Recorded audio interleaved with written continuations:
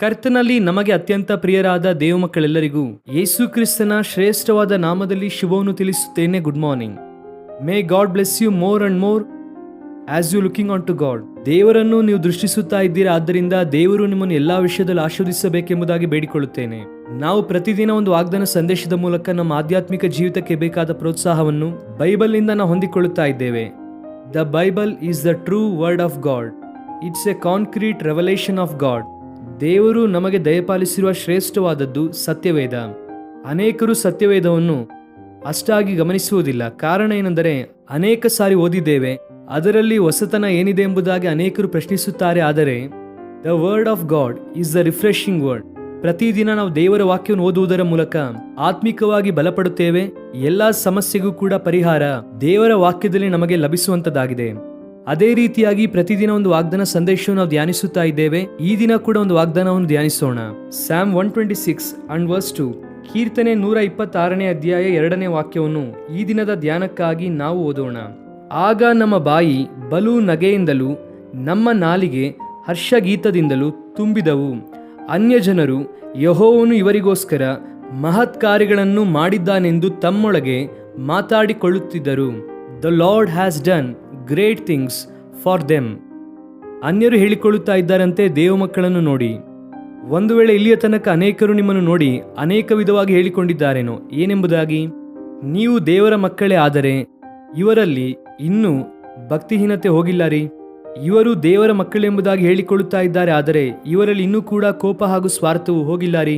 ಇವರು ಕ್ರೈಸ್ತರೆಂಬುದಾಗಿ ಕರೆಯಲ್ಪಡುತ್ತಿದ್ದಾರೆ, ಆದರೆ ಇವರು ದೇವರ ಮಹಿಮೆಗೋಸ್ಕರವಾಗಿ ಜೀವಿಸುತ್ತಿಲ್ಲ ಎಂಬುದಾಗಿ ಬಹುಶಃ ಅನ್ಯರು ನಿನ್ನ ಜೀವಿತದ ಕುರಿತಾಗಿ ಹೇಳಿಕೊಂಡಿದ್ದಾರೇನೋ. ಆದರೆ ಒಂದು ಟ್ರಾನ್ಸ್ಫಾರ್ಮೇಶನ್ ನಿನ್ನ ಜೀವಿತದಲ್ಲಿ ಬರುವುದರ ಮೂಲಕ, ಒಂದು ರೂಪಾಂತರದ ಅನುಭವದಲ್ಲಿ ನೀನು ಬರುವುದರ ಮೂಲಕ, ಯಾರು ನಿನ್ನ ಕುರಿತಾಗಿ ತಪ್ಪಾಗಿ ಮಾತನಾಡುತ್ತಿದ್ದಾರೋ, ಯಾರು ನಿನ್ನ ಕುರಿತಾಗಿ ಅವಹೇಳನವಾಗಿ ಮಾತನಾಡಿದರೋ, ಅವರು ಯಾವ ವಿಧವಾಗಿ ಮಾತನಾಡುತ್ತಾರೆ ಎಂದರೆ, ದೇವರು ಇವರ ಜೀವಿತದಲ್ಲಿ ಮಹತ್ ಕಾರ್ಯವನ್ನು ಮಾಡಿದ್ದಾರೆ.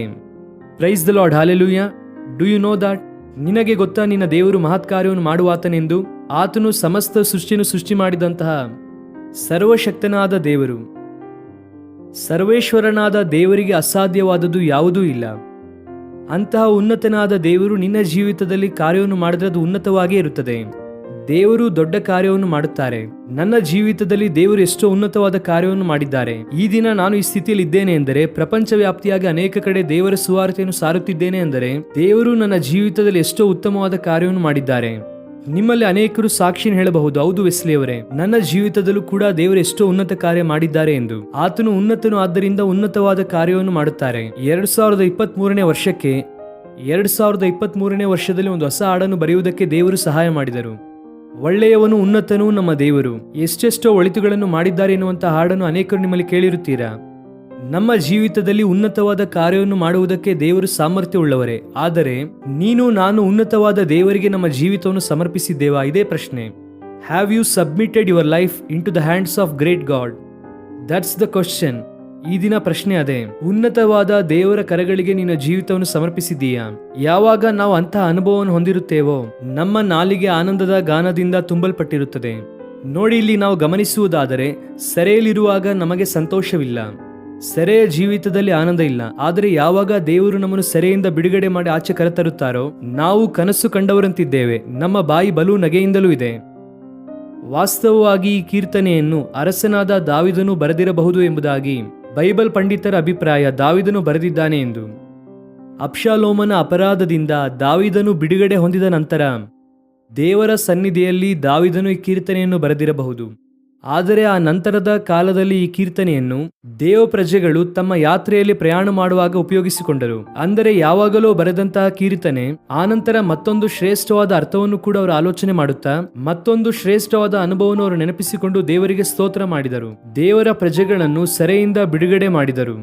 ಬ್ಯಾಬಿಲೋನ್ ಸೆರೆಗೆ ದೇವ ಮಕ್ಕಳು ಒಪ್ಪಿಸಲ್ಪಟ್ಟಾಗ 70 ವರ್ಷಗಳು ದುಃಖ, ವೇದನೆ, ನಿಟ್ಟುಸಿರು ಅವರಿಗೆ ಇತ್ತು. ಕಣ್ಣೀರನ್ನು ಸುರಿಸಿದರು. ಆದರೆ ದೇವರು ತಾನು ವಾಗ್ದಾನ ಮಾಡಿದ ಹಾಗೆ 70 ವರ್ಷವಾದ ನಂತರ ಅವರಿಗೆ ಬಿಡುಗಡೆ ಮಾಡಿದರು. ಅವರಲ್ಲಿ ಅನೇಕರು ದೇವರ ಪ್ರಾಂತ್ಯಕ್ಕೆ ಬಂದರು. ದೇವರ ಪ್ರಾಕಾರದ ನಿರ್ಮಾಣದಲ್ಲಿ ಅವರ ಪಾತ್ರವನ್ನು ಅವರು ನಿರ್ವಹಿಸಿದರು.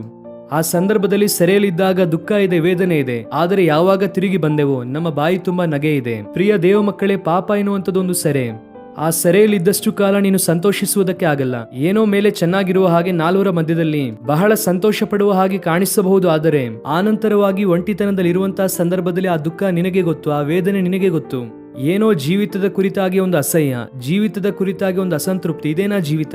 ಇದಕ್ಕಾಗಿಯೇ ನಾನು ಜೀವಿಸುತ್ತಾ ಇದ್ದೇನೆ ಎನ್ನುವಂತ ಒಂದು ನಿರುತ್ಸಾಹ ನಿಮ್ಮ ಜೀವಿತದಲ್ಲಿ ಬರುವುದಕ್ಕೆ ಕಾರಣ ಏನೆಂದರೆ ನೀನು ಪಾಪ ಎನ್ನುವಂತ ಸೆರೆಯಲ್ಲಿದ್ದೀಯಾ. ಯೇಸು ಕ್ರಿಸ್ತನು ಈ ಲೋಕಕ್ಕೆ ಬಂದದ್ದು ನಿನ್ನ ಮತವನ್ನು ಬದಲಾಯಿಸುವುದಕ್ಕೋ, ನಿನ್ನ ಕುಲವನ್ನು ಬದಲಾಯಿಸುವುದಕ್ಕೋ, ಅಥವಾ ಒಂದು ಜಾತಿಯನ್ನು ಉದ್ಧರಿಸುವುದಕ್ಕಾಗಿ ಯೇಸು ಕ್ರಿಸ್ತನು ಈ ಲೋಕಕ್ಕೆ ಬರಲಿಲ್ಲ. ಆತನು ಈ ಲೋಕಕ್ಕೆ ಬಂದದ್ದೇ ನಿನ್ನನ್ನು ನನ್ನನ್ನು ರಕ್ಷಿಸಿ, ಪಾಪ ಎನ್ನುವಂತ ಸೆರೆಯಿಂದ ನಮ್ಮನ್ನು ಬಿಡಿಸಿ, ನಂಬಿಕೆಯಲ್ಲಿ ನಾವು ಸ್ಥಿರವಾಗಿರುವಂತೆ ನಮಗೆ ಸಹಾಯ ಮಾಡುವುದಕ್ಕಾಗಿ. ಸೆರೆಯಿಂದ ಬಿಡುಗಡೆ ಹೊಂದಿದ್ದೀಯಾ? ಪಾಪ ಬಂಧಕದಿಂದ ಬಿಡುಗಡೆ ಹೊಂದಿದ್ದೀಯಾ? ಅದು ಯಾವುದೇ ವಿಧವಾದ ಪಾಪವಾಗಿದ್ದರು. ಯಾವಾಗ ನೀನು ಬಿಡುಗಡೆ ಹೊಂದುತ್ತೀಯೋ ಆಗ ನಿನ್ನ ಬಾಯಿ ತುಂಬಾ ನಗೆ ಇದೆ, ನಿಜವಾದ ನಗೆ, ಅರ್ಥವುಳ್ಳ ನಗು, ಎ ಮೀನಿಂಗ್ಫುಲ್ ಲಾಫ್. ನಿನ್ನ ಜೀವಿತದಲ್ಲಿ ಬರಬೇಕು ಅಂದರೆ ದೇವರನ್ನು ನಿನ್ನ ಹೃದಯದಲ್ಲಿ ಸೇರಿಸಿಕೊ. ಒಂದು ವೇಳೆ ಇಲ್ಲಿಯ ತನಕ ಸೆರೆಯಲ್ಲಿ ಇದ್ದರೆ ದುಃಖ, ವೇದನೆ ನಿನ್ನನ್ನು ಆಳ್ವಿಕೆ ಮಾಡುತ್ತಾ ಇದೆಯೇನು? ಆದರೆ ದಿನ ದೇವರ ಬಳಿಗೆ ಬಾ, ನಿನ್ನ ಜೀವಿತವನ್ನು ದೇವರ ಕೈಗೆ ಒಪ್ಪಿಸಿಕೊಡು. ಆತನು ನಿನ್ನ ಬಾಯಿ ತುಂಬಾ ನಗೆಯನ್ನು ಕೊಡುತ್ತಾರೆ. ಅನೇಕರಿಗೆ ನೀನು ಆಶೀರ್ವಾದಕರವಾಗಿ ಇರುತ್ತೀಯ. ಅಂತಹ ಕೃಪೆಯನ್ನು ದೇವರು ನಿಮಗೆ ದಯಪಾಲಿಸಲಿ. ಪ್ರೀತಿಯುಳ್ಳ ನಮ್ಮ ತಂದೆ, ನಮ್ಮ ಬಾಯಿ ತುಂಬಾ ನಗೆಯಿಂದ ತುಂಬಿಸಿ ಮಹತ್ ಕಾರ್ಯಗಳನ್ನು ಮಾಡುವಂತಹ ದೇವರಾಗಿದ್ದೀರಿ. ಅದಕ್ಕಾಗಿ ನಿಮಗೆ ಸ್ತೋತ್ರ. ಅನ್ಯರು ಹೇಳಿಕೊಳ್ಳುತ್ತಾ ಇದ್ದಾರೆ ಇವರ ಜೀವಿತದಲ್ಲಿ ದೇವರು ಮಹತ್ ಕಾರ್ಯವನ್ನು ಮಾಡಿದ್ದಾರೆ ಎಂದು.